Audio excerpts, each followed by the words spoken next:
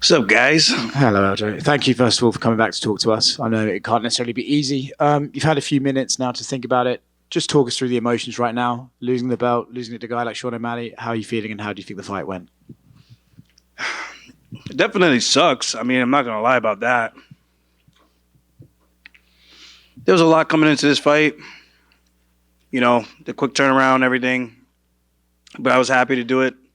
No excuses. Sean, he did a good job of the one thing I knew he would be good at, and is that step back counter. And it's just a good shot, man. I felt like I saw something else. I stepped in. He capitalized on the one mistake that I made, and I paid for it. I mean, I felt like the fight could have still kept going, to be honest. I rolled over to try to come back up, and as soon as he stepped in, I was fine, but it was just one of those things. Can't be mad at the ref. It is what it is, man. Losing sucks. It always does, especially losing to him. But honestly, he's a good fighter, man. A lot of the things I said coming into this fight, I said I respect his skills. I know what he's good at. I know what my strengths are, and he was able to capitalize on that tonight.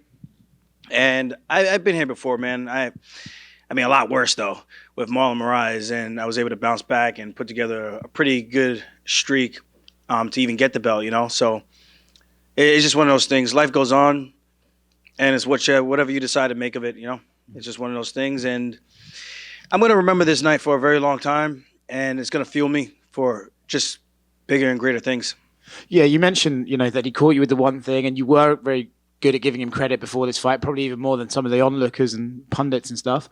Was he in there? Was he as good as you were expecting, or in ways was he a little bit better than you were expecting? Was he doing things that you're like, oh, he's better at that range than I thought, or anything like that? He was better than what I thought in his footwork. And that was one of the things I try to get guys to emulate, because I knew that is a hard thing to do, because I do it myself when I go side to side. But it's different when someone else is doing it to you and you're like, I can't track this motherfucker down. I tracked him down a couple of times, but then he would spin out at the last second when I think I threw a side kick and he was able to pivot out beautifully.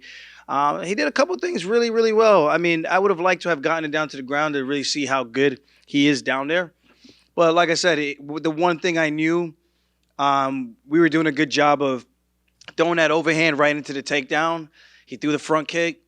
And right after, I was like, okay, I think I got his timing. I threw the left hand. And as I was coming down, he stepped back. He hit a beautiful counter right. And it was a counter right. I think it was a counter right. And it was clean, man. It was clean. And I knew I was okay, but it was one of those things you're rolling around on the ground. The ref doesn't really know how bad you're really hurt. I know the ref hasn't really seen me in that position before, so it's kind of hard to kind of give the benefit of the doubt. Definitely think it could have gone a little bit more. But yeah, credit where credit is due, man. Sean did a great job. He stayed disciplined, man. I didn't want the fight to be boring. I could have sat on the outside and just kept playing the leg kick game. But then I would have had all the criticisms of everybody else. And I was like, see, this is the difference. He stayed disciplined to his game plan. And I kind of let, I don't want to say emotions, but I kind of let trying to be a little bit more of an exciting style for the fans play a factor. We've seen the Izzy Yoel Romero fight. We've seen bad fights before where it's kind of like not much happens because no one wants to make that grave mistake. I made the mistake. Sean capitalized. I paid for it. You mentioned there that you felt the fight could have kept going because the referee didn't know how hurt you were or weren't hurt. How hurt were you after the right hand? I thought it was fine. I mean, as soon as they rolled over, he came over to me. I was like, dude, I'm good. I mean, they asked me a question. I forgot what state we were fighting in. I will say that. That wasn't like, he hit me so hard. I forgot. I was like, I legitimately just forgot where we were. And where did you think we were? I was like, we're not in Vegas. It was like coming to Boston, but not really one of those places that we really fight at often. So I was like, I know we're not in Vegas, but I didn't want to give him an answer. And then he's going to be like, oh no, you're fucked up, bro. You were really fucked. And then he asked me what year is it. I was like, 2023, bro. I was like, I'm telling you, I'm fine. I just really don't remember that we came to Massachusetts because it's not a state that you say all the time. Well, whatever. Yeah. What's next for you, Aljo? You said in the cage very thoughtfully that, look, if he's catching me like that, 45ers could do some damage too. You want to go home and reflect. I'm sure you're not able to give an answer tonight. But when you look at this, and like you said, you came from the Rise lockout to come back and win a title, I'm sure that's the motivation to do so again. But do you do that at 35 or do you do it at 45? That's one of the things we gotta talk about. I mean, I would love to have a rematch. Uh, I just feel like even that first round, like, what did you guys think? What did you guys score that first round? I thought it was very close. I thought it was very close too, but I didn't know which way it was going towards. I mean, I know I landed a bunch of leg kicks. He landed a one cross to the body, and I got him on the cage at the end. I think I landed like three punches to the face, maybe, and that was like the round. It wasn't very eventful, but I felt like we were both trying to establish our rhythm and our range. So I wasn't sure like which way the fight was really going into that second round. I would agree. I think it was one of those rounds that they were going to score it either way. Yeah, so I don't know. I would like to see what the judges scored it. That would be interesting. But yeah, I don't know which way I'm gonna go with things. Like I said, I would first and foremost love an opportunity to run that back and just to get some definitive answers. And maybe I could do. I don't want to say a better job because I feel like the guys I trained with were phenomenal, but maybe make it more intentful to have guys that are giving me that look going side to side. So I do a better job of preparing for that because that ultimately was what the one thing I was concerned with. And it was the one thing that he did a great job with neutralizing my forward pressure, where I was like, you know what, let's play Matador. And I was trying to lull him in so that I could spin him to the cage, but he didn't really play the game. So it's just one of those things, a couple of tactical things I think I need to look at. And I think it's a very winnable fight. I think he's good at what he does. I'm good at what I do. So, Aljo, would you say an immediate rematch is what you would like the most? That is 100% what I would like the most. And it's not saying like Sean doesn't deserve to beat me. Like he could go out there and beat me again. And I think it just strengthens his case that he's as good as he says he is. But I think I've earned. I would like to think that I've earned my right to get an immediate rematch. Yeah. And if you can clarify to people, because everybody says, oh, he's huge for bantamweight, and obviously you are, but how hard are these weight cuts? Like, can you continue to fight at 135? No problem. I mean, you've made championship weight all the time, so. I mean, I could. Do I really want to? Not really. I wish we would just do like cage side weigh-ins like an hour or 30 minutes before because guys won't cut the weight that we cut. It just would be impossible. And I think you'll start seeing more people fighting up two weight classes. I truly do believe that. The same thing like wrestling and jiu-jitsu tournaments. You just can't compete when you're getting hit in the head, like severely dehydrated. It just wouldn't happen. I think guys would be smart enough to not do such a crazy thing. But I can still make the weight. It's just a lot harder, and it's a longer duration of dragging out that weight cut and trying to shrink incrementally all the way until fight week until I step on the scale. And you had been very open about the August 19th date being a concern that you didn't know if your body was going to be ready. You told us at media day that you felt 100%, but that's obviously pre-fight. Now that it's done, did you enter the fight 100%? Did the immediate or did the quick turnaround affect your performance? You think in any way? I'm not gonna do that to Sean. I'm not TJ. I'm not gonna. I'm not gonna do that.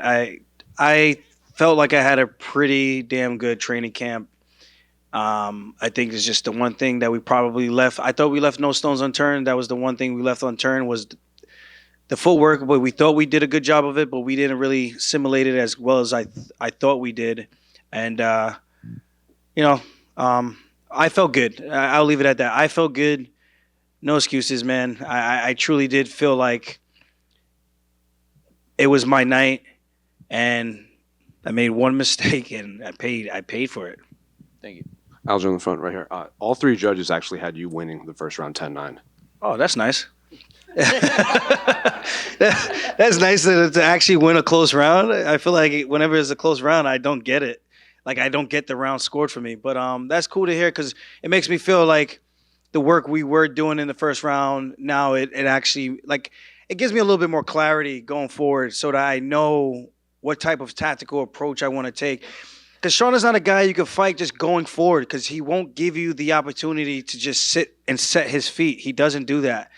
And that is one of the things I've been saying about him for a very long time. He has really good footwork, and he has a really good 1-2 and a good step back counter. And he does it well from both stances. Me, I take you down. I think it's relatively known what I do on the ground. So he was able to implement his game plan and cause me to make the mistake. And congrats to him. He's a world champion now. He can actually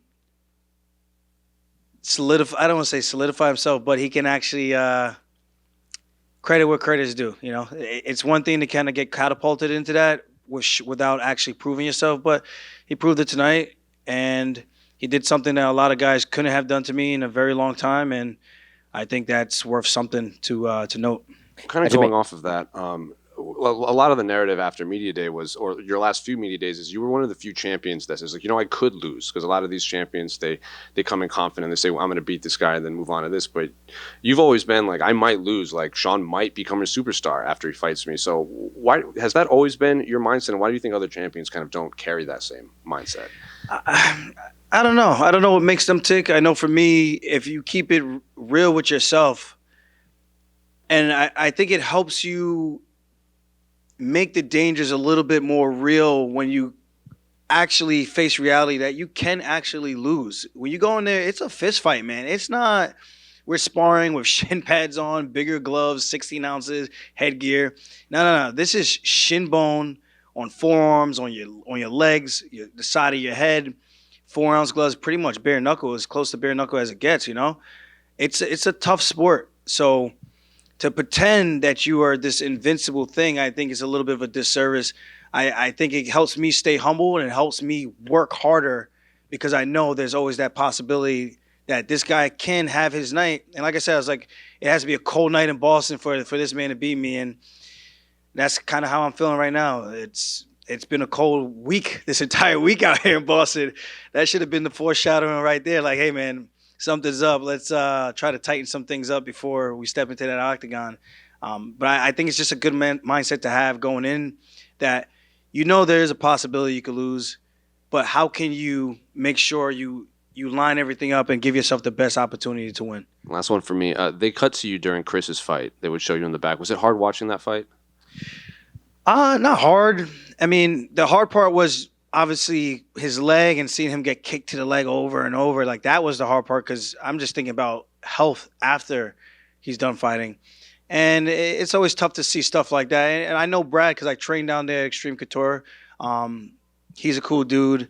And I'm just glad both those guys came out as healthy as they possibly could. And hopefully Chris's legs aren't as severely beat up as it looked, because that's unfortunate. I think the guy's had like 25 or 26 surgeries, bro, and that's a lot.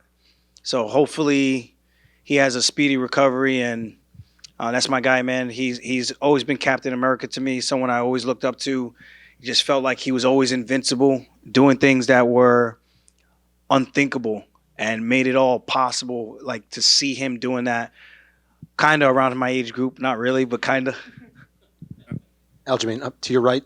Speaking of your teammates and your coach Ray and Al and Marab, I mean, what you put together in this title run was spectacular. I know it's hard to process that now after a loss, but I mean, it was cementing yourself as one of the best bantamweights in UFC history, and it was really the title run that put you on another level. In terms of your team, I mean, you must be very proud of what you guys have accomplished. Obviously, you're not done yet, but what you've accomplished so far. Definitely proud of everything, man. Glass half full. Like I get choked up when I talk about this. Like I don't come from the best household, so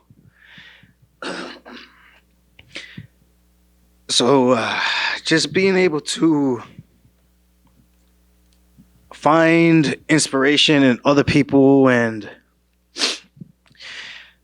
kind of carving out your own path. That's the one thing I love about the sport. It's allowed me to do things my way, and man, life is good.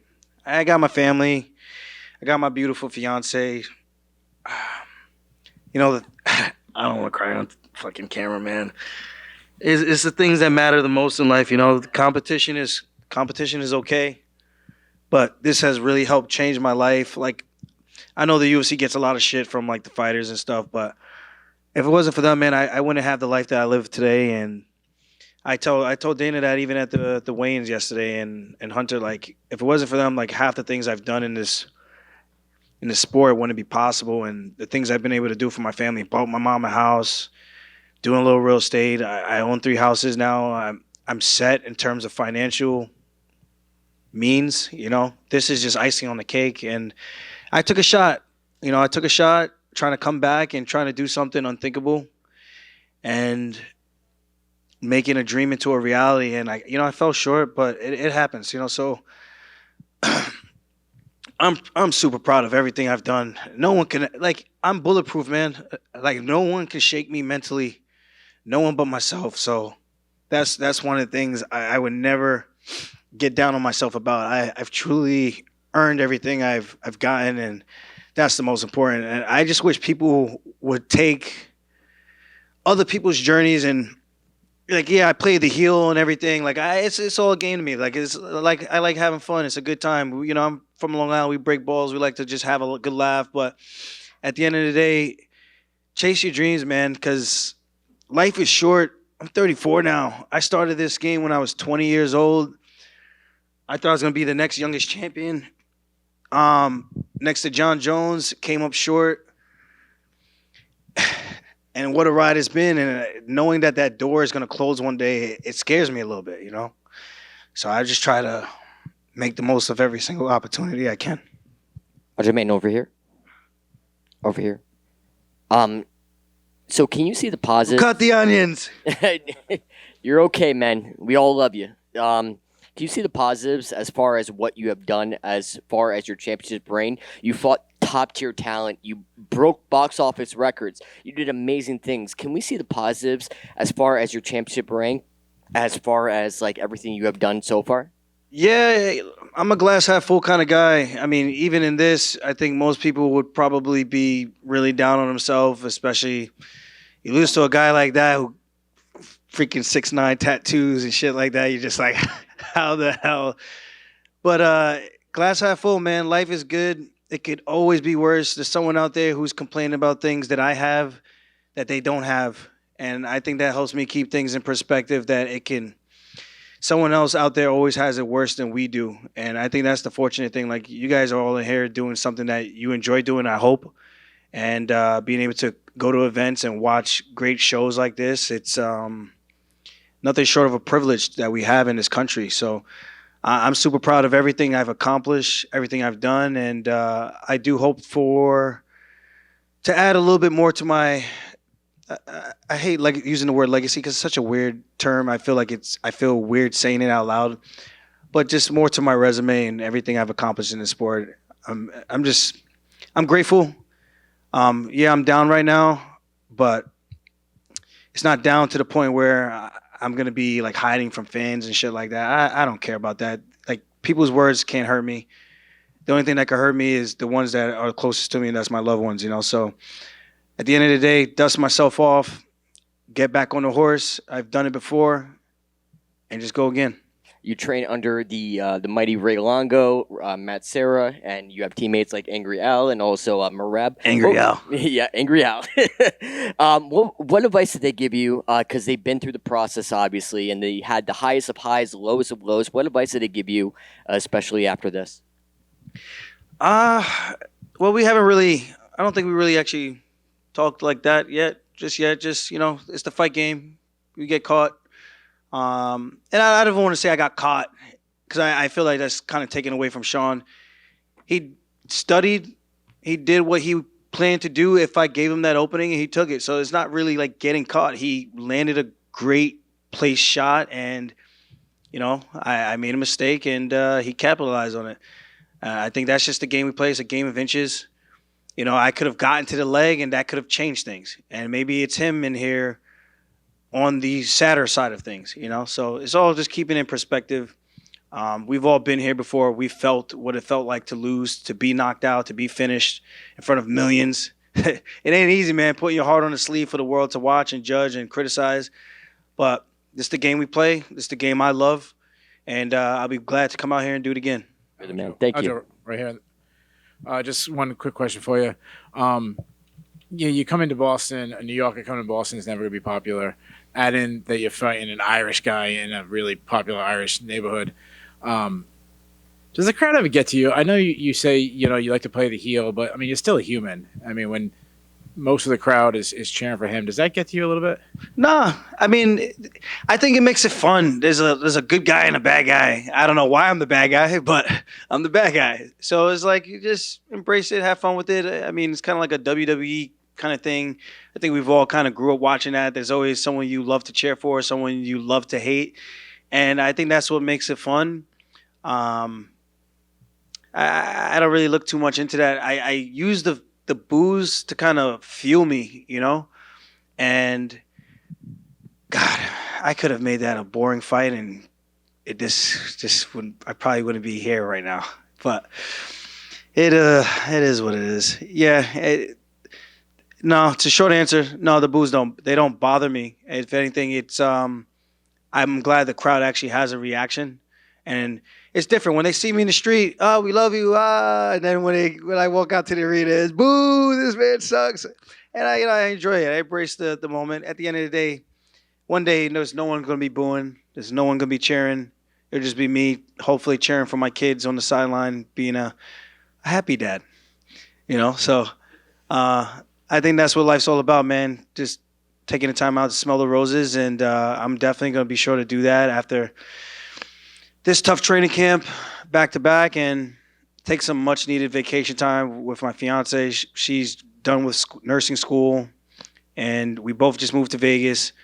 I think it's time we go hang out, go celebrate with some Funk Harbor tonight. It's not really a celebration, but just other accomplishments. And I'll be in Sydney, Australia, to go watch the fights. Just be able to kick my feet back, unwind a little bit, and be like you guys. Just hang out and watch fights, talk a little shit, and drink a couple adult beverages.